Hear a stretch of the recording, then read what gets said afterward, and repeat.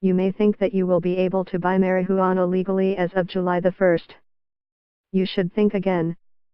Conservative senators are threatening to hold up passage of the two bills that would legalize cannabis consumption and toughen rules against abuse. Unless these senators yield, the bills are unlikely to become law in time for the Canada Day deadline. I think we have to do our job properly, and that means months, Conservative Senator Claude Carignan, the lead opposition critic on the legislation, said when asked in an interview how long he thought it would take the Senate to pass the bills. Story continues below advertisement. How many months? The House took 8 months to study the bills, he said. It will probably take the same timeline to do our job properly. Given the summer recess, that would push Senate ratification to the end of 2018, at least. The costs of missing that deadline would be severe. Provincial governments are negotiating contracts with suppliers, who are ramping up production. Governments and private companies are signing leases for storefronts. Police forces are acquiring new equipment, and training officers to identify pot-impaired drivers. But businesses take a risk if they adopt a plan without legislation in place adopted by both houses, Mr.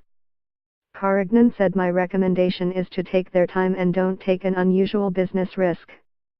The political question is who will suffer more if the July the 1st deadline is missed, the Liberals, for trying to force through legislation legalizing recreational marijuana use, or the Conservatives, for blocking the legislation in the Senate. Either way, the Red Chamber's reputation, which had shown signs of rehabilitation since the expenses scandal, could be sent back into the depths.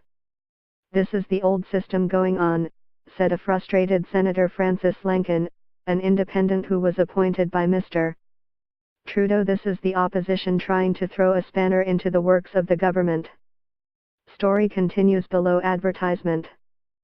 Story continues below advertisement. Senators will start debate on Bill C-45, which sets out the terms for legalizing cannabis use and sale, and C-46, which sets out new laws for impaired driving due to marijuana use, when Parliament returns at the end of January. But Mr. Carignan believes the bills do not adequately address issues such as drug tests for workers, equipment and training for police forces, the impact of legalization on young people, and the tax implications for provinces. All will require careful conservative study.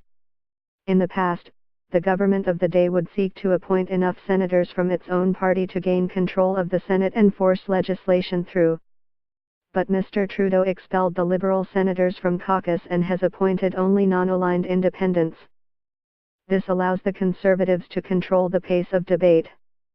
The Senate could adopt the same approach used to pass the assisted dying legislation in 2016, predetermined hours for debate, ministers testifying before the full Senate, and established timelines for votes that allow the bills to be sent back to the House for reconsideration if needed.